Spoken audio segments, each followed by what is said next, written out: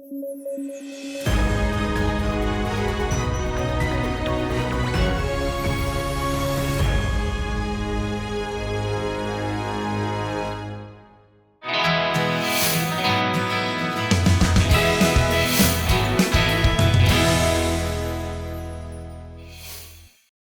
Court ने केंद्र सरकार को राष्ट्रीय अनुसूचित जाति आयोग में मौजूद खाली पदों को जल्द भरने का आदेश दिया है। यह आदेश मुख्य न्यायाधीश डीवाई चंद्रचूड़ की अगुवाई वाली 3 सदस्यीय पीठ ने जारी किया।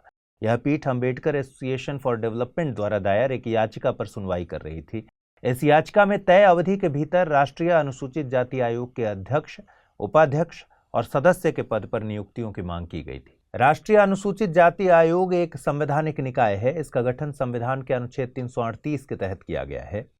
इसे अनुसूचित जातियों और एंग्लो इंडियन समुदायों के सामाजिक, शैक्षणिक, आर्थिक और सांस्कृतिक हितों को बढ़ावा देने के मकसद से स्थापित किया गया है। साथ ही यह आयोग इन समुदायों के खिलाफ हो रहे शोषण से भी इन्हें सुरक्षा प्रदान करता है।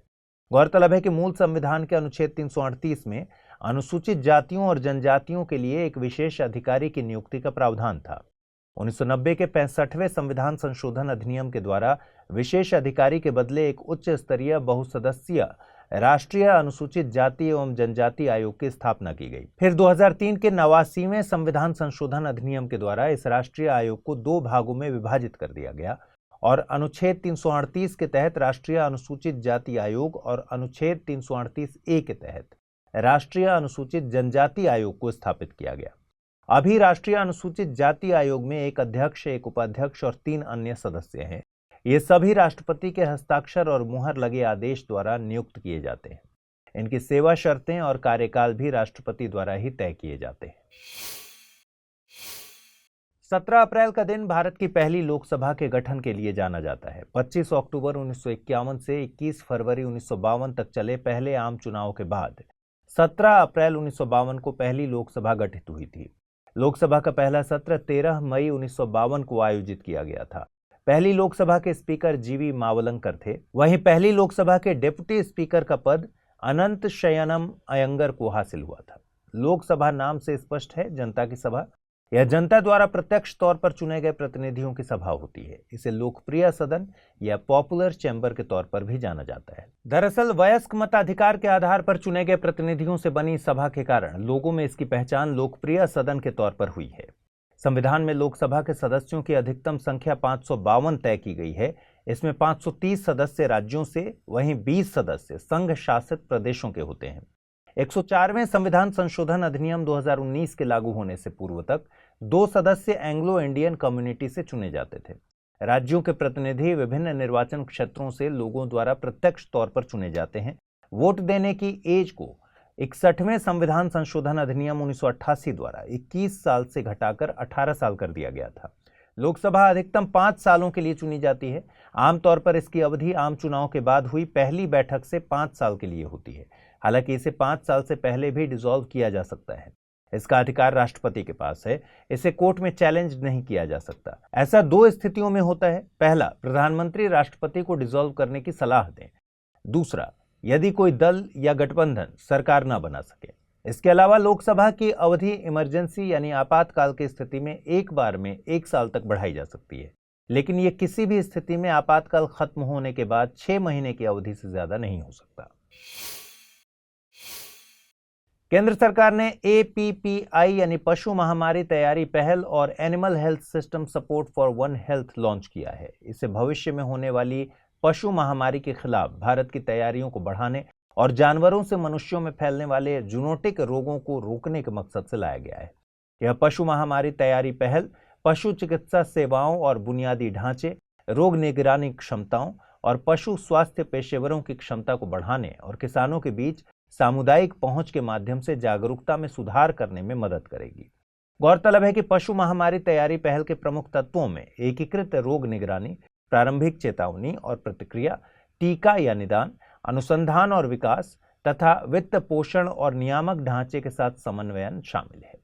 वहीं AHSSOH यानी animal health system support for one health का मकसद वन हेल्थ अप्रोच का उपयोग करके एक बेहतर पशु स्वास्थ्य प्रबंधन प्रणाली को विकसित करना है, जिससे पशुओं के लिए एक बेहतर पारिस्थितिकी तंत्र का निर्माण हो सके। यह एक विश्व बैंक द्वारा वित्त पोषित परियोजना है। इसके लिए सरकार को 1228 करोड़ रुपए का फंड विश्व बैंक द्वारा किया गया है। इस योजना के जरिए शुरू में 5 राज्यों को कवर किया जाएगा। ये राज्य हैं असम, ओडिशा, मध्य प्रदेश, महाराष्ट्र और कर्नाटक। आपको बता दें कि जूनोटिक रोग ऐसा रोग होता है जो मूलतः जानवरों में उत्पन्न होता है, लेकिन यह जानवरों से मनुष्यों में भी फैल सकता है। इससे इंसान संक्रमित हो जाते हैं। इसकी रिवर्स स्थिति एंथ्रोपोनोसिस के रूप में जाना जाता है। मतलब ये कि एंथ्रोपोनोसिस मनुष्यों में पैदा होने वाला ऐसा संक्रामक रोग है जो अन्य जानवरों में भी फैल सकता है। 17 अप्रैल को हर साल विश्व हीमोफीलिया दिवस मनाया जाता है। इस दिन को फ्रैंक स्नेबल के जन्मदिन के दिन मनाया जाता है। फ्रैंक स्नेबल को वर्ल्ड फेडरेशन ऑफ हीमोफीलिया की स्थापना के लिए जानते हैं। इस दिन को मनाने का मकसद इस ब्लड डिसऑर्डर के बारे में लोगों में जागरूकता फैलाना है। Centre for disease control and prevention के मुताबिक हीमोफीलिया एक आनुवंशिक बीमारी है। इसमें ब्लड में थ्रोम्बोप्लास्टिन की कमी से चोट लगने पर खून का थक्का नहीं जमता। इस रोग से पीड़ित व्यक्ति को हल्की सी चोट लगने पर भी खून बहना नहीं रुकता। ब्लड में मौजूद प्रोटीन, जिन्हें क्लॉटिंग फैक्टर के नाम से जानते हैं, ब्लीडिंग रोकने में मदद करते हैं। हीमोफीलिया से पीड़ित व्यक्ति में फैक्टर 8 और फैक्टर 9 की कमी होती है। हीमोफीलिया के 2 प्रकार होते हैं, हीमोफीलिया ए और haemophilia B. Haemophilia A clotting factor 8 की कमी से होता है, जबकि हीमोफीलिया बी क्लॉटिंग फैक्टर 9 की कमी से होता है। हीमोफीलिया ए को क्लासिक हीमोफीलिया कहते हैं। हीमोफीलिया बी क्रिसमस डिजीज के नाम से भी जाना जाता है। हीमोफीलिया एक रेयर ब्लड डिजीज है। हर 10,000 में से एक व्यक्ति हीमोफीलिया के साथ पैदा होता है। वर्तमान में इसके इलाज का एक ही तरीका है, जिसमें मरीज के शरीर में कमर्शियली मैन्युफैक्चर्ड फैक्टर्स इंसर्ट किए जाते हैं, जिन्हें कंसंट्रेट्स कहते हैं। ब्लड लॉस को रोकने के लिए मरीजों को ये फैक्टर्स रोजाना इंसर्ट करने को कहा जाता है। ये रोग आमतौर पर पुरुषों में पाया जाता है। आइए अब जल्दी से देखते हैं बुलेटिन पर आधारित क्या सवाल बन सकते हैं। पहला सवाल है, निम्नलिखित युग्मों पर विचार कीजिए। 7 अप्रैल विश्व स्वास्थ्य दिवस, 17 अप्रैल विश्व हीमोफीलिया दिवस, 22 अप्रैल विश्व पृथ्वी दिवस, 24 अप्रैल राष्ट्रीय पंचायती राज दिवस। उपर्युक्त में से कितने युग्म सही सुमेलित हैं? केवल 1, केवल 2, केवल 3 या फिर 4? अगला सवाल है, निम्नलिखित कथनों पर विचार कीजिए। हीमोफीलिया एक आनुवंशिक रोग है। यह एक रेयर ब्लड डिजीज है। वर्तमान में हीमोफीलिया का कोई इलाज उपलब्ध नहीं है। उपर्युक्त में से सही कथन या कथनों को चुनना है, केवल 1 और 2, केवल 1 और 3, केवल 2 और 3 या फिर 1, 2 और 3। आइए देखें पिछले बुलेटिन में मैंने आपसे क्या सवाल पूछे थे और उनके सही जवाब क्या हैं। पहला सवाल था, निम्नलिखित में से सही युग्मों का चुनाव कीजिए। एक तरफ देश, दूसरी तरफ राजधानी। Mozambique, Maputo, Senegal, Dakar, New Zealand, Wellington. कितने युग्म सही सुमेलित हैं ये बताना था। केवल 1, केवल 2, केवल 3 या फिर इनमें से कोई नहीं। सही जवाब है इसका विकल्प सी, यानी तीनों युग्म सही सुमेलित है। अगला सवाल था, निम्नलिखित कथनों पर विचार कीजिए। डॉक्टर भीमराव अंबेडकर ने लंदन में आयोजित तीनों गोलमेज सम्मेलनों में हिस्सा लिया था। बूजी ब्रिज असम और बांग्लादेश को जोड़ता है। इसमें सही कथनों को चुनना था। केवल 1, केवल 2, 1 और 2 दोनों, न तो 1 न ही 2। सही जवाब है विकल्प ए, यानी केवल पहला कथन सही है। बूजी ब्रिज मोजाम्बिक में है। 18 अप्रैल को दुनिया भर में वर्ल्ड हेरिटेज डे मनाया जाता है। इसे international day for monuments and sites के नाम से भी जानते हैं। इसका मकसद सांस्कृतिक विरासत के महत्व और ऐतिहासिक इमारतों के संरक्षण के बारे में जागरूकता फैलाना है। साल 2023 के लिए इस दिन की थीम हेरिटेज चेंज रखी गई है। इस दिन को मनाने का प्रस्ताव ICOMOS यानी international council on monuments and sites द्वारा साल 1982 में दिया गया था, जिसे यूनेस्को ने अप्रूव किया। गौरतलब है कि भारत यूनेस्को की वर्ल्ड हेरिटेज कन्वेंशन का हस्ताक्षरकर्ता देश है। भारत यूनेस्को का सदस्य साल 1946 से है। आपको बता दें कि भारत से 40 विरासत स्थल यूनेस्को की विश्व धरोहर स्थल में शामिल हैं। इनमें से 32 कल्चरल, 7 नेचुरल और 1 मिक्स्ड कैटेगरी में शामिल हैं। साल 1983 में आगरा का किला, ताजमहल और अजंता एलोरा की गुफाओं को शामिल किया गया था। अजंता एलोरा की गुफाएं महाराष्ट्र में स्थित हैं। साल 1984 में कोणार्क के सूर्य मंदिर और महाबलीपुरम के स्मारकों को शामिल किया गया था। कोणार्क का सूर्य मंदिर ओडिशा में है, वहीं महाबलीपुरम के मंदिर तमिलनाडु में हैं। साल 1985 में असम के काजीरंगा और मानस नेशनल पार्क को राजस्थान के केवलादेव नेशनल पार्क के साथ शामिल किया गया था। साल 1986 में खजुराहो, हम्पी के स्मारक समूह, गोवा के चर्चेज एंड कॉन्वेंट्स और फतेहपुर सीकरी को शामिल किया गया। खजुराहो मध्य प्रदेश में है और हम्पी कर्नाटक में स्थित है। साल 1987 में पट्टदकल के स्मारक समूह Sundarban national park, Elephanta caves और ग्रेट लिविंग चोल टेम्पल्स को शामिल किया गया। पट्टदकल के स्मारक समूह कर्नाटक में है। चोल मंदिर समूह में तंजावुर का बृहदेश्वर मंदिर, गंगई कोंड चोलपुरम मंदिर और दारासुरम का ऐरावतेश्वरम मंदिर शामिल है। साल 1988 में उत्तराखंड के Nanda Devi and valley of flower national park को शामिल किया गया था। साल 1989 में मध्य प्रदेश स्थित सांची के बौद्ध स्तूपों को इस सूची में शामिल किया गया था। साल 1993 में दिल्ली स्थित हुमायूं का मकबरा और कुतुब मीनार के स्मारक समूहों को इसमें शामिल किया गया।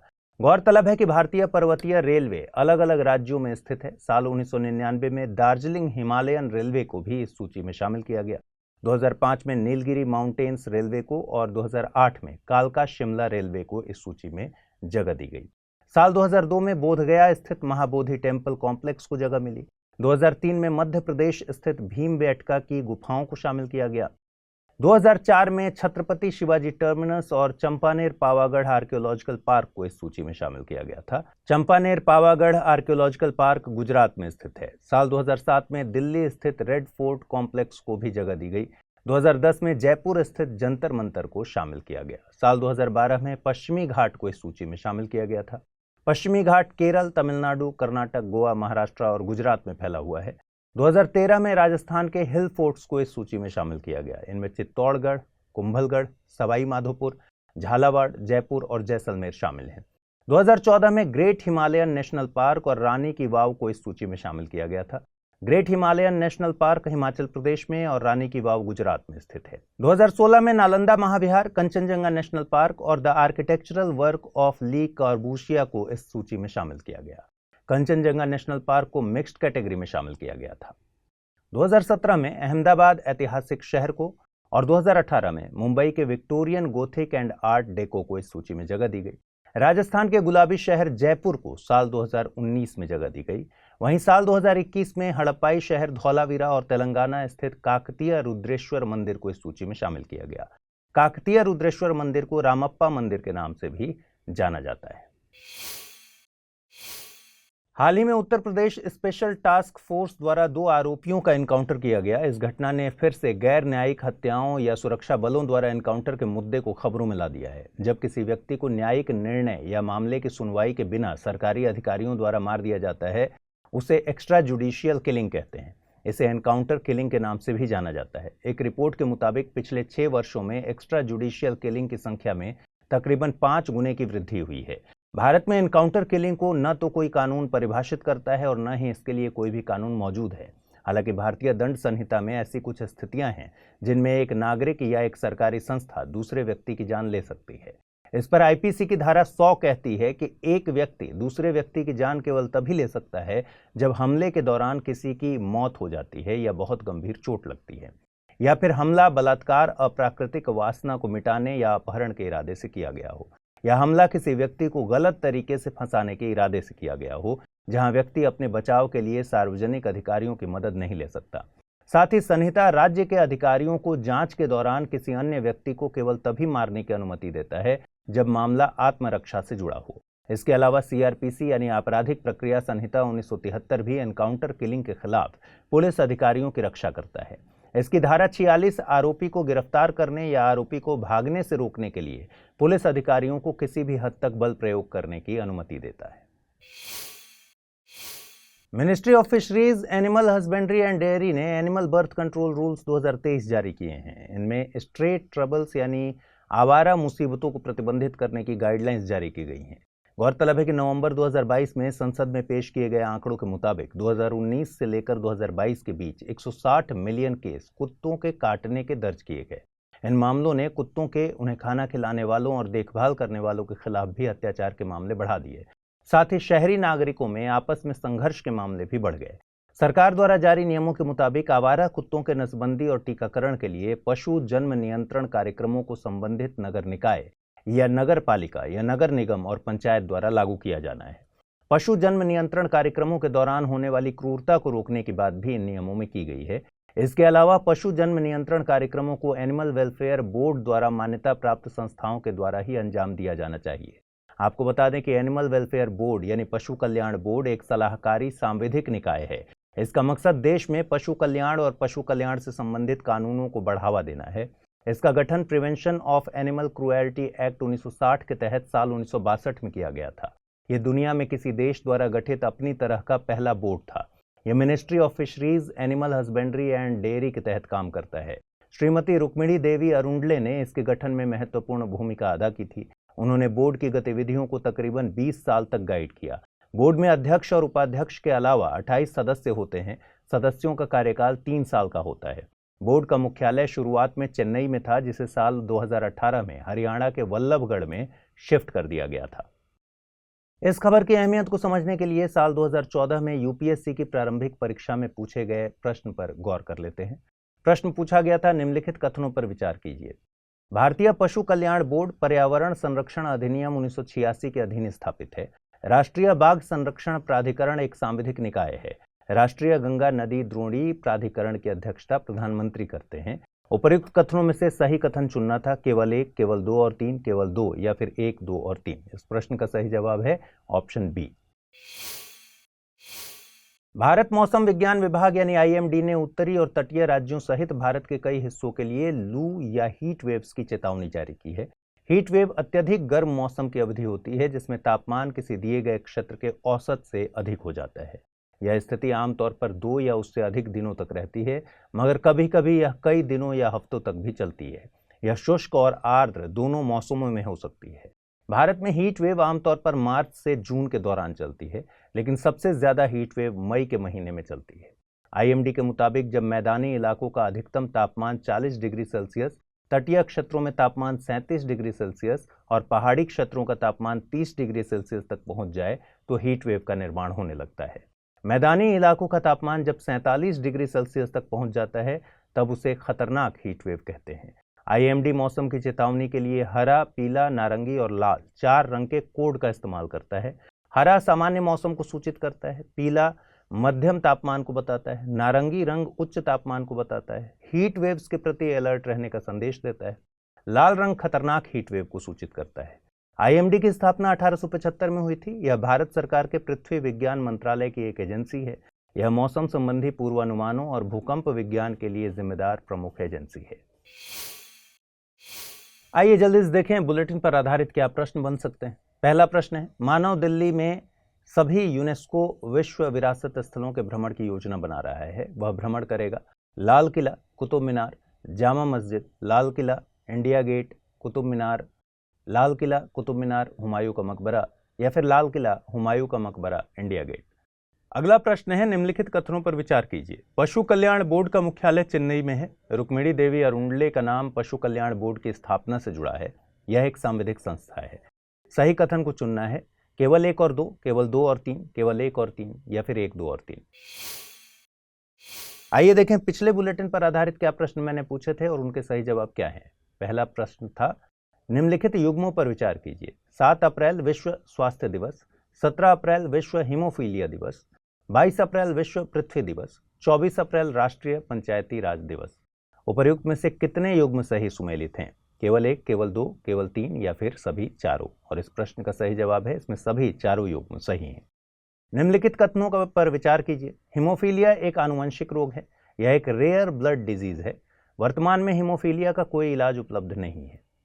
कूट के मदद से आपको बताना था कि सही कथन कौन से हैं। केवल 1 और 2, केवल 1 और 3, केवल 2 और 3 या फिर 1, 2 और 3। इस प्रश्न का सही जवाब है विकल्प ए।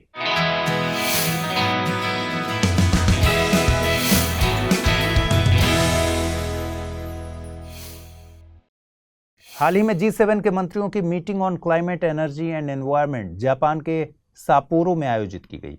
दरअसल मई 2023 में जापान के हिरोशिमा में G7 का सालाना सम्मेलन आयोजित होना है। उससे पहले यह सम्मेलन आयोजित किया गया है। साल 2023 में G7 की अध्यक्षता जापान के पास है। सापोरो में आयोजित सम्मेलन में भारत, इंडोनेशिया और यूएई को गेस्ट कंट्रीज के तौर पर आमंत्रित किया गया था। इस साल भारत के पास G20, इंडोनेशिया के पास आसियान और यूएई के पास COP28 की अध्यक्षता है। इस सम्मेलन के दौरान कुछ अहम निर्णय लिए गए। इनमें 2050 तक फॉसिल फ्यूल्स यानी जीवाश्म ईंधनों के उपयोग को बंद करने की प्रक्रिया को तेज किया जाएगा। 2030 तक सामूहिक तौर पर ऑफशोर विंड कैपेसिटी को 150 गीगावाट तक बढ़ाया जाए। इसके अलावा सौर क्षमता को 1 टेरावाट से ज्यादा करने का लक्ष्य रखा गया है। 2035 तक पावर सेक्टर को डीकार्बोनाइज्ड करने का भी लक्ष्य रखा गया है। आपको बता दें कि G7 में UK, USA, Canada, Japan, France, Germany, Italy और EU शामिल हैं। यह एक अंतर सरकारी राजनीतिक संगठन है। इसमें विश्व की बड़ी और एडवांस्ड इकोनॉमीज शामिल हैं। 2014 तक रूस भी इस समूह का हिस्सा था, लेकिन क्रीमिया पर कब्जा करने के बाद इसे संगठन से बाहर कर दिया गया था। उत्साह पटनायक को मैल्कम आदिसेशिया पुरस्कार 2023 के लिए चुना गया है। उत्साह पटनायक राष्ट्रीय और अंतर्राष्ट्रीय स्तर पर जानी मानी अर्थशास्त्री हैं। उनके द्वारा लिखी गई प्रमुख किताबों में the agrarian question in Marx and his successors, capital and imperialism, theory, history and the present, the republic of hunger and other essays शामिल हैं। यह अवार्ड हर साल Malcolm and Elizabeth Adiseshiah trust के द्वारा दिया जाता है। इस अवार्ड में 2 लाख रुपए की प्राइज मनी चेन्नई में आयोजित एक समारोह में दी जाएगी। यह राष्ट्रीय स्तर पर दिया जाने वाला एक प्रतिष्ठित पुरस्कार है। इसे Malcolm and Elizabeth Adiseshiah trust द्वारा साल 2000 में गठित किया गया था। अवार्ड हर साल किसी सोशल साइंटिस्ट को उसके अहम योगदान के लिए दिया जाता है। संयुक्त राष्ट्र जनसंख्या कोष यानी UNFPA की state of world population report यानी SOWP का नया संस्करण जारी किया गया। इसे 8 billion lives infinite possibilities the case for rights and choice title के तहत जारी किया गया है। रिपोर्ट में अनुमान लगाया गया है कि बीते साल भारत की जनसंख्या 1.56% बढ़कर 142 करोड़ 86 लाख हो गई है, जबकि चीन 142.57 करोड़ की आबादी के साथ भारत से कुछ ही पीछे है। रिपोर्ट में यह भी कहा गया है कि भारत की कुल आबादी में 2/3 से अधिक लोग 15 से 64 आयु वर्ग के शामिल हैं। इस वर्ग को कामकाजी माना जाता है। साथ ही भारत की कुल प्रजनन दर 2.0 अनुमानित है। कुल प्रजनन दर महिलाओं द्वारा उनकी प्रजनन आयु की अवधि में पैदा किए गए बच्चों की औसत संख्या को बतलाती है। इसके अलावा रिपोर्ट ये भी कहती है कि एक भारतीय पुरुष के लिए औसत जीवन प्रत्याशा 71 वर्ष और महिलाओं के लिए 74 वर्ष अनुमानित है। रिपोर्ट के एक हिस्से के रूप में UNFPA द्वारा एक सार्वजनिक सर्वे भी शुरू किया गया था। इसमें भारत, ब्राजील, मिस्र, फ्रांस, हंगरी, जापान, नाइजीरिया और अमेरिका सहित 8 देशों के करीब 8000 लोगों ने हिस्सा लिया था। UNFPA संयुक्त राष्ट्र की यौन और प्रजनन स्वास्थ्य संबंधी एजेंसी है। इसे 1967 में एक ट्रस्ट फंड के तौर पर स्थापित किया गया था। इसने अपना कामकाज 1969 में शुरू किया। यह 1978 से हर एक साल state of world population report जारी करती है। इस संस्था की सबसे खास बात यह है कि यह स्वास्थ्य पर SDG 3, शिक्षा पर SDG 4 और लैंगिक समानता पर SDG 5 को हासिल करने के लिए काम करती है। इस खबर की अहमियत को समझने के लिए साल 2019 की UPSC की CAPF परीक्षा में पूछे गए एक प्रश्न पर गौर कर लेते हैं। प्रश्न पूछा गया था, स्टेट ऑफ वर्ल्ड पॉपुलेशन 2019 पर संयुक्त राष्ट्र जनसंख्या कोष यानी UNFPA द्वारा प्रकाशित वार्षिक रिपोर्ट की विषय वस्तु का नाम क्या था? World apart, reproductive health and rights in an age of inequality, the power of choice, reproductive rights and the demographic transition, unfinished business, the pursuit of rights and choices for all, how our future depends on girl at this decisive age. इसका सही जवाब था option B. 18 अप्रैल को 1951 में भूदान आंदोलन शुरू किया गया था। भूमिहीन किसानों की समस्या को हल करने के लिए आचार्य विनोबा भावे ने इस आंदोलन को शुरू किया था। इसे तेलंगाना के पोचमपल्ली गांव से शुरू किया गया था। यह एक स्वैच्छिक भूमि सुधार आंदोलन था। इस आंदोलन के जरिए विनोबा भावे चाहते थे कि भूमि का पुनर्वितरण केवल सरकारी कानूनों से न होकर एक आंदोलन के माध्यम से भी हो। उनके इसी मंशा के चलते भूदान आंदोलन का जन्म हुआ। यह आंदोलन 13 सालों तक चला। इस दौरान विनोबा भावे ने पूरे भारत का भ्रमण किया। उन्होंने कई राज्यों में पैदल यात्राएं की तथा जमींदार व भूस्वामियों से मिलकर जरूरत से ज्यादा भूमि को गरीब किसानों में बांटने की गुजारिश की। भूदान आंदोलन में 5 करोड़ एकड़ जमीन दान में हासिल करने का लक्ष्य रखा गया। 1953 में इस आंदोलन में जयप्रकाश नारायण भी शामिल हो गए थे। आचार्य विनोबा भावे महात्मा गांधी के अनुयायी थे। उनका जन्म 11 सितंबर 1895 को महाराष्ट्र के कोलाबा जिले के गागोड गांव में हुआ था। वे एक धर्मगुरु के साथ साथ एक समाज सुधारक और स्वतंत्रता सेनानी भी थे। 17 अक्टूबर 1940 को शुरू किए गए व्यक्तिगत सत्याग्रह के वे पहले सत्याग्रही बने। उन्होंने सर्वोदय समाज की स्थापना की। इस समाज का मकसद अहिंसा के रास्ते पर चलते हुए देश में सामाजिक परिवर्तन लाना था। सामुदायिक नेतृत्व के लिए ही 1958 में उन्हें अंतर्राष्ट्रीय रेमन मैग्सेसे पुरस्कार मिला। यह पुरस्कार पाने वाले वे पहले भारतीय थे। उनको देश के सर्वोच्च नागरिक सम्मान भारत रत्न से भी सम्मानित किया गया। आइए जल्दी से देखते हैं आज के बुलेटिन पर आधारित क्या प्रश्न बन सकते हैं। पहला प्रश्न है, मैल्कम आदिशेषिया पुरस्कार 2023 के लिए किसे चुना गया है? प्रभात पटनायक, उत्साह पटनायक, पूर्णिमा देवी बनर्जी या फिर शशि थरूर? अगला सवाल है, भूदान आंदोलन के संबंध में निम्नलिखित कथनों पर विचार कीजिए। इसकी शुरुआत स्वतंत्रता से पूर्व हुई थी। आचार्य विनोबा भावे इसके अग्रणी नेता थे। यह एक बाध्यकारी आंदोलन था।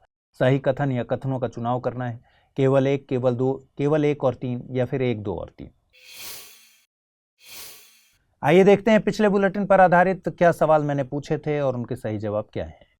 मानव दिल्ली में सभी यूनेस्को विश्व विरासत स्थलों के भ्रमण की योजना बना रहा है। वह भ्रमण करेगा लाल किला, कुतुब मीनार, जामा मस्जिद, लाल किला, इंडिया गेट, कुतुब मीनार, लाल किला, कुतुब मीनार, हुमायूं का मकबरा, लाल किला, हुमायूं का मकबरा और इंडिया गेट। सही जवाब है विकल्प सी, मानव को लाल किला, कुतुब मीनार और हुमायूं का मकबरा विजिट करना होगा। अगला सवाल मैंने पूछा था, निम्नलिखित कथनों पर विचार कीजिए। पशु कल्याण बोर्ड का मुख्यालय चेन्नई में है। रुक्मिणी देवी अरुंडले का नाम पशु कल्याण बोर्ड की स्थापना से जुड़ा है। यह एक सांविधिक संस्था है। उपर्युक्त में से सही कथनों को चुनना है। केवल एक और दो, केवल दो और तीन, केवल एक और तीन या फिर एक, दो और तीन। सही जवाब है इसका विकल्प बी, यानी केवल दो और तीन कथन सही है। पशु कल्याण बोर्ड का मुख्यालय वल्लभगढ़ में है। यूनियन कैबिनेट ने एनक्यूएम यानी नेशनल क्वांटम मिशन को मंजूरी दी है। 6003 करोड़ रुपए का यह मिशन क्वांटम कंप्यूटिंग तकनीक में रिसर्च और डेवलपमेंट को फंड करेगा। मिशन को विज्ञान और तकनीक विभाग के द्वारा लागू किया जाएगा। अभी इस दिशा में केवल 6 देश ही काम कर रहे हैं। इनमें USA, Canada, France, Finland, China और ऑस्ट्रिया शामिल हैं। भारत भी अब इस लीग में शामिल हो जाएगा। इस मिशन के तहत 4 थीमेटिक हब्स यानी टी हब्स गठित किए जाएंगे। इनमें quantum computing, quantum communication, quantum sensing and metrology और क्वांटम मटेरियल्स डिवाइसेस शामिल हैं। मिशन के तहत अगले 8 सालों में 50 से 1000 क्यूबिट रेंज के क्वांटम कंप्यूटर विकसित किए जाएंगे। इसके तहत ग्राउंड स्टेशन और रिसीवर के बीच 3000 किलोमीटर के लिए सैटेलाइट आधारित कम्युनिकेशंस विकसित किए जाएंगे। एनक्यूएम में QKD यानी क्वांटम के डिस्ट्रीब्यूशन के तहत कम्युनिकेशन लाइन विकसित की जाएगी। QKD एक सुरक्षित कम्युनिकेशन तकनीक है जो कि क्रिप्टोग्राफिक प्रोटोकॉल विकसित करने के लिए क्वांटम फिजिक्स का प्रयोग करती है। इसमें कम्युनिकेशन के लिए दोनों पक्षों के बीच एक सीक्रेट की साझा की जाती है। इससे मैसेज को एनक्रिप्ट या डिक्रिप्ट किया जाता है। क्वांटम कम्युनिकेशन कई मामलों में सुरक्षित कम्युनिकेशन मुहैया कराता है। आपको बता दें कि क्वांटम कंप्यूटिंग में बेसिक यूनिट के तौर पर बाइनरी बिट्स के बजाय क्यूबिट्स का प्रयोग किया जाता है। ये परंपरागत कंप्यूटर्स की तुलना में कई गुना तेज और ऑथेंटिक होते हैं। असम सरकार जल्द ही मां कामाख्या कॉरिडोर पर काम शुरू करेगी। कॉरिडोर को काशी विश्वनाथ और महाकाल कॉरिडोर की तर्ज पर विकसित किया जाएगा। मां कामाख्या या कामेश्वरी इच्छा के प्रसिद्ध देवी हैं। ये मंदिर असम के गुवाहाटी में नीलांचल पहाड़ी के ऊपर ब्रह्मपुत्र नदी के तट पर स्थित है। कामाख्या मंदिर धरती पर मौजूद 51 शक्तिपीठों में सबसे प्राचीन है। भारत में प्रचलित तांत्रिक शक्तिवाद पंथ का केंद्र बिंदु है। एक मान्यता के मुताबिक इस मंदिर को नरकासुर नाम के राक्षस ने मां कामाख्या के सम्मान में बनवाया था। मंदिर का पुनर्निर्माण कामता राजवंश के अंतिम शासक नर नारायण के संरक्षण में करवाया गया था। कामाख्या मंदिर में हर साल जून महीने में लगने वाला अंबुबाची मेला बेहद प्रसिद्ध है। आपको बता दें कि असम भारत के उत्तर पूर्व में स्थित एक राज्य है। यह उत्तर पूर्व में जनसंख्या के मामले में पहले नंबर पर और क्षेत्रफल के मामले में दूसरे नंबर पर आता है। असम को land of red river and blue hills के नाम से भी जानते हैं। इस राज्य में भारत के 6 भू आकृतिक विभाजनों में से 3 मौजूद हैं। नदर्न हिमालय के तौर पर ईस्टर्न हिल्स, उत्तरी मैदान के तौर पर ब्रह्मपुत्र का मैदान और दक्कन पठार के तौर पर कार्बी एंगलोंग मौजूद है। असम अपनी सीमा भूटान, बांग्लादेश, पश्चिम बंगाल, अरुणाचल प्रदेश, नागालैंड, त्रिपुरा, मिजोरम, मणिपुर और मेघालय से साझा करता है। सीबीआई ने दिल्ली स्थित ऑक्सफैम इंडिया संगठन के खिलाफ मामला दर्ज किया है। यह मामला FCRA यानी विदेशी अंशदान विनियमन अधिनियम के उल्लंघन के खिलाफ दर्ज किया गया है। दरअसल संगठन पर आरोप है कि 2013-14 से 2015-16 के बीच इसे FCRA के तहत तय बैंक खाते के बजाय किसी निजी खाते में 1.5 करोड़ रुपए का विदेशी योगदान मिला है। साथ ही संगठन पर यह भी आरोप है कि वो सेंटर फॉर पॉलिसी रिसर्च को अपने सहयोगियों या कर्मचारियों के माध्यम से धन मुहैया कराता है। भारत में किसी व्यक्ति या संस्था को मिले विदेशी धन को 2010 के FCRA कानून के तहत गृह मंत्रालय द्वारा रेगुलेट किया जाता है। FCRA को 2020 में संशोधित किया गया था। इस संशोधन का मकसद विदेशी योगदान की प्राप्ति और इस्तेमाल में पारदर्शिता लाना और जवाबदेही को बढ़ाना, साथ ही समाज के कल्याण के लिए कार्य कर रहे असल गैर सरकारी संगठनों को मदद पहुंचाना भी इसका मकसद है। संशोधन के बाद यह कानून लोक सेवकों को विदेशी अंशदान लेने पर रोक लगाता है। साथ ही किसी दूसरे व्यक्ति को विदेशी योगदान को ट्रांसफर करने पर भी रोक लगाता है। यह संशोधन सरकार को इस्तेमाल न हुए विदेशी अंशदान के उपयोग पर रोक लगाने की अनुमति देता है। हालांकि ऐसा तब किया जा सकता है जब जांच में सरकार को लगे कि ऐसे व्यक्ति ने FCRA के प्रावधानों का उल्लंघन किया है। वहीं यह कानून पंजीकरण के लिए पहचान दस्तावेज के रूप में विदेशी योगदान लेने वाली संस्था के सभी पदाधिकारियों और निदेशकों को आधार संख्या की जानकारी देना अनिवार्य करता है। इसके अलावा विदेशी अंशदान नई दिल्ली स्थित भारतीय स्टेट बैंक की केवल उन शाखाओं में लिया जा सकता है जहां बैंक द्वारा खाते को FCRA के लिए तय किया गया हो। इस खाते में विदेशी अंशदान के अलावा कोई भी धनराशि प्राप्त या जमा किया जा सकता है। इतना ही नहीं, पहले गैर सरकारी संगठन प्रशासनिक खर्च के लिए 50% तक धन का उपयोग कर सकते थे, मगर अब नए संशोधन ने इस उपयोग को 20% तक सीमित कर दिया है। बच्चों के लिए मशहूर हेल्थ ड्रिंक बॉर्नविटा इन दिनों एक विवाद में फंस गया है। इस विवाद की शुरुआत एक सोशल मीडिया इन्फ्लुएंसर के जरिए हुई। इन्फ्लुएंसर ने दावा किया कि हेल्थ ड्रिंक बॉर्नविटा में चीनी की मात्रा ज्यादा है। हालांकि बॉर्नविटा की पेरेंट कंपनी कैडबरी ने इसे लेकर सोशल मीडिया इन्फ्लुएंसर को लीगल नोटिस भेजा है। उधर पोषण नीति पर काम करने वाला think tank the nutrition advocacy in public interest India या फिर नापी ने इन्फ्लुएंसर के दावे को सही बताया है। भारत में FSSAI यानी भारतीय खाद्य मानक और सुरक्षा प्राधिकरण पैकेज्ड और प्रोसेस्ड खाने को रेगुलेट करता है। इसके लिए FSSAI ने खाद्य सुरक्षा और मानक विज्ञापन और दावा विनियम 2018 बनाया। यह रेगुलेशन खाद्य उत्पादों के दावों और विज्ञापनों में निष्पक्षता को स्थापित करता है। साथ ही उपभोक्ता के हितों की रक्षा में गलत दावों या विज्ञापनों के लिए FBOs यानी फूड बिजनेस ऑपरेटर्स को जवाबदेह बनाता है। रेगुलेशन के मुताबिक प्रोडक्ट में पोषण संबंधी दावे करने वाली कंपनी को प्रोडक्ट की सूची में पदार्थों का जिक्र करना होगा। न्यूट्रिशन लेबलिंग के अनिवार्य भाग के रूप में न्यूट्रिएंट्स का उल्लेख करना होगा। जरूरी होने पर लेबल पर कुछ न्यूट्रिएंट्स की मात्रा या गुणवत्ता का भी जिक्र करना होगा। इसके अलावा प्रोडक्ट पर स्वास्थ्य संबंधी दावे का भी जिक्र करना होगा। FSSAI का गठन केंद्र सरकार के खाद्य सुरक्षा और मानक अधिनियम 2006 के तहत हुआ है। इसे भारत सरकार के स्वास्थ्य एवं परिवार कल्याण मंत्रालय के तहत गठित किया गया है। FSSAI मानव उपभोग के लिए पौष्टिक खाद्य पदार्थों के उत्पादन, भंडारण, वितरण, बिक्री और आयात की सुरक्षित व्यवस्था करने का काम करता है। इसके अलावा यह देश के सभी राज्यों, जिलों और ग्राम पंचायत स्तर पर खाद्य पदार्थों के उत्पादन और बिक्री के लिए तय मानकों को बनाए रखने में सहयोग करता है। यह समय समय पर खुदरा एवं थोक खाद्य पदार्थों की गुणवत्ता की भी जांच करता है। इसका मुख्यालय नई दिल्ली में स्थित है। आइए जल्दी से देखें बुलेटिन पर आधारित क्या सवाल बन सकते हैं। पहला सवाल है, भारत के एक राज्य के बारे में निम्नलिखित संकेतों पर विचार कीजिए। इसे land of red river and blue hills के नाम से जानते हैं। इसमें भारत के 6 में से 3 भू आकृतिक प्रभाग हैं।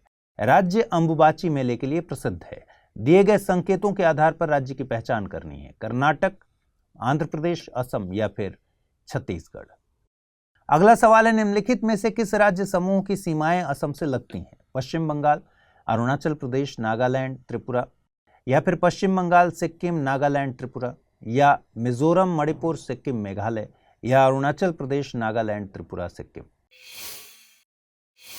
अब देखते हैं पिछले बुलेटिन पर आधारित क्या सवाल मैंने पूछे थे और उनके सही जवाब क्या हैं। पहला सवाल था, मैल्कम आदिशेषिया पुरस्कार 2023 के लिए किसे चुना गया? प्रभात पटनायक, उत्सा पटनायक, पूर्णिमा देवी बनर्जी या फिर शशि थरूर। सही जवाब है विकल्प बी यानी उत्सा पटनायक।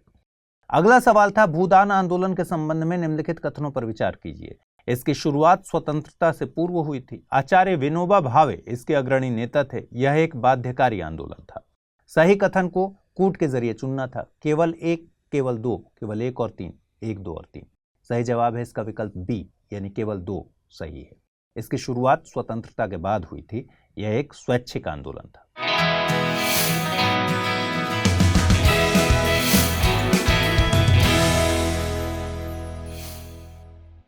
कल असम और अरुणाचल प्रदेश के बीच दशकों पुराने सीमा विवाद को सुलझाने के लिए एक समझौता हुआ।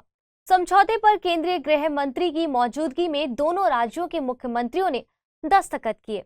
असम की ओर से मुख्यमंत्री हिमंत बिस्वा शर्मा और अरुणाचल प्रदेश की ओर से मुख्यमंत्री प्रेमा खांडू ने दस्तखत किए। असम और अरुणाचल प्रदेश आपस में करीब 800 किलोमीटर लंबी सीमा साझा करते हैं और इनके बीच का ये सीमा विवाद 1972 से जारी था। विवाद का कारण एक स्थानीय रिपोर्ट था और इस रिपोर्ट ने दावा किया कि अरुणाचल प्रदेश से 3000 वर्ग किलोमीटर से अधिक क्षेत्र को असम में मिला दिया गया है, जबकि 1972 में केंद्र शासित प्रदेश बने अरुणाचल प्रदेश ने इस क्षेत्र को लेकर तर्क दिया कि अरुणाचल प्रदेश का हिस्सा रहे इन इलाकों को एक तरफा रूप से असम में मिला दिया गया है। 1987 में अरुणाचल प्रदेश को राज्य का दर्जा मिलने के बाद इस विवाद को सुलझाने के लिए एक त्रिपक्षीय समिति गठित की गई है। समिति ने कुछ क्षेत्रों को असम से अरुणाचल प्रदेश में ट्रांसफर करने की सिफारिश की है, मगर असम ने इसका विरोध किया और 1989 में मामला सुप्रीम कोर्ट में पहुंच गया। मगर पिछले साल जुलाई में दोनों राज्यों ने विवाद को खत्म करने पर फिर से इच्छा जताई और नामसाई घोषणा पर दस्तखत किए। नामसाई घोषणा से विवादित गांवों की संख्या 123 से घटकर 86 हो गई है। बाकी बचे विवादित क्षेत्रों के लिए कैबिनेट मंत्री की अध्यक्षता में 12 स्थानीय समितियों का गठन किया गया है। समितियों की सिफारिश के बाद 123 में से जिन 71 गांवों पर सहमति बनी है, उनमें से अरुणाचल प्रदेश का एक गांव असम में मिलाया जाएगा और 10 गांव असम में बने रहेंगे। बाकी बचे असम के 60 गांवों को अरुणाचल प्रदेश में मिलाया जाएगा और वहीं 123 में से बाकी बचे 52 गांवों में से 49 की गांवों की सीमा को स्थानीय समितियों द्वारा अगले 6 महीनों में सुलझाया जाना है। आखिर में बचे 3 गांव भारतीय वायुसेना की बमबारी रेंज के भीतर आते हैं और इसीलिए इन 3 गांवों के लिए पुनर्वास की व्यवस्था की जाएगी। ब्रिटिश शासन के दौरान अरुणाचल प्रदेश को NEFA यानी नॉर्थ ईस्ट फ्रंटियर ट्रैक्ट्स के नाम से जाना जाता था। हालांकि आजादी के बाद 1954 में यह NEFA यानी नॉर्थ ईस्ट फ्रंटियर एजेंसी बन गया। फिर 1972 में अरुणाचल प्रदेश बन गया और इसे एक केंद्र शासित प्रदेश का दर्जा मिला। आगे चलकर 1987 में इसे राज्य का दर्जा दिया गया। उधर छत्तीसगढ़ के मुख्यमंत्री भूपेश बघेल ने अपने 2 संशोधन विधेयकों को 9वीं अनुसूची में शामिल करने की मांग की है। ये विधेयक अनुसूचित जाति, अनुसूचित जनजाति और पिछड़ा वर्ग के लिए नौकरियों और शैक्षणिक संस्थानों में 76% कोटा की अनुमति देते हैं। पिछले दिसंबर में ये दोनों विधेयक राज्य विधानसभा द्वारा सर्वसम्मति से पारित किए गए थे।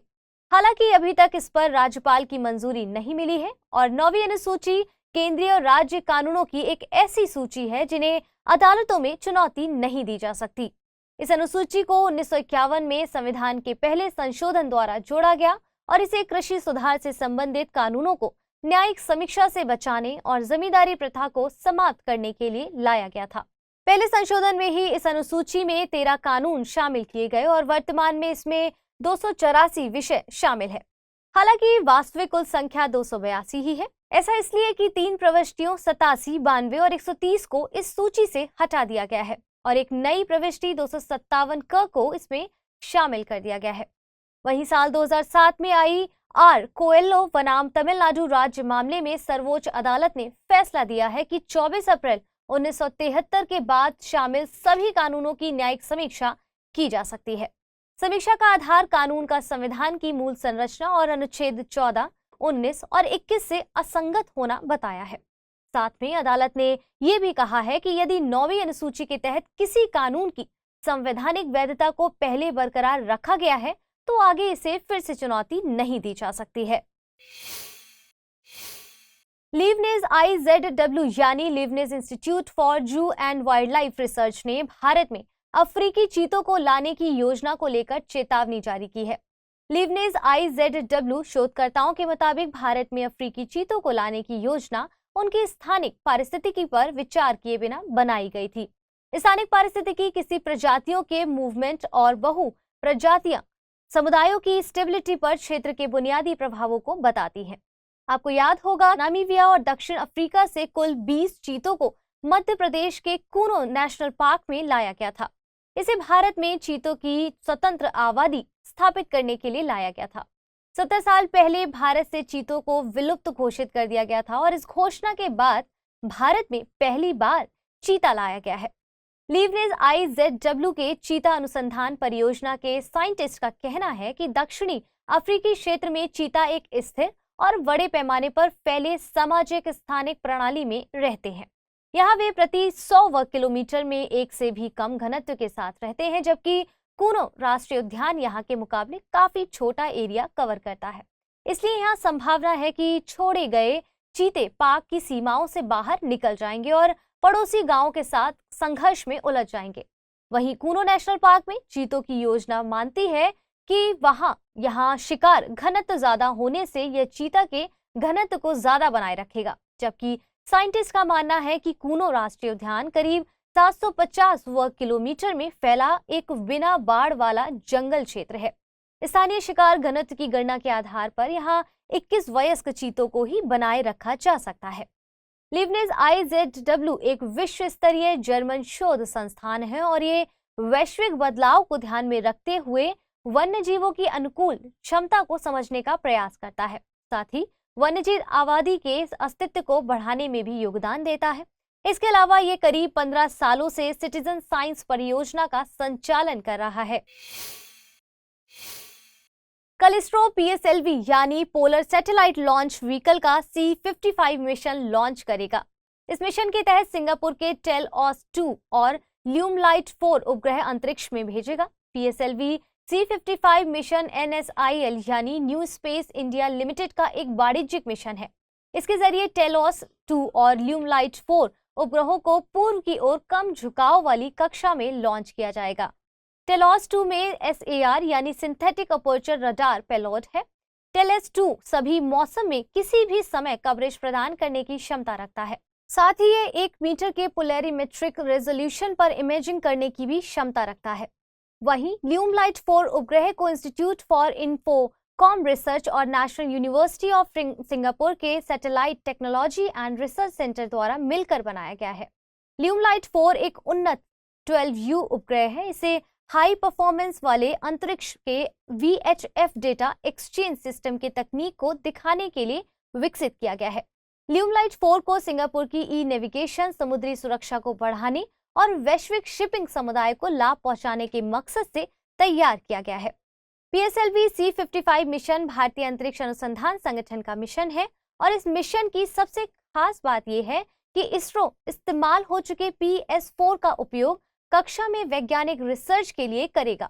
PS4 PSLV का चौथा और अंतिम चरण होता है। PSLV C55 मिशन में POEM यानी PSLV ऑर्बिटल एक्सपेरिमेंटल मॉड्यूल है। इस मॉड्यूल का इस्तेमाल PS4 के वैज्ञानिक प्रयोग में एक ऑर्बिटल मंच के रूप में किया जाएगा। ये तीसरी बार है कि उपग्रह के अलग होने के बाद PS4 का इस्तेमाल रिसर्च के एक मंच के रूप में किया जाएगा। आइए बुलेटिन पर आधारित प्रश्नों को देख लेते हैं। नामसाई घोषणा किससे संबंधित है? सीमा विवाद समझौता, नृजातीय समझौता, महिलाओं के अधिकारों पर समझौता या फिर नदी जल विवाद समझौता? अगला प्रश्न है, भारतीय संविधान के 9वीं अनुसूची के संबंध में निम्नलिखित कथनों पर विचार कीजिए। इसमें शामिल किसी भी कानून की न्यायिक समीक्षा की जा सकती है। इस अनुसूची को संविधान के 7वें संशोधन द्वारा जोड़ा गया है। वर्तमान में इसमें 284 विषय शामिल हैं। दिए गए कूट के आधार पर गलत कथनों की पहचान कीजिए। केवल 1 और 3, केवल 1 और 2, केवल 2 और 3, 1, 2 और 3। आइए पिछले बुलेटिन पर आधारित प्रश्नों को देख लेते हैं। भारत के एक राज्य के बारे में निम्नलिखित संकेतों पर विचार कीजिए। इसे land of red river and blue hills के नाम से जाना जाता है।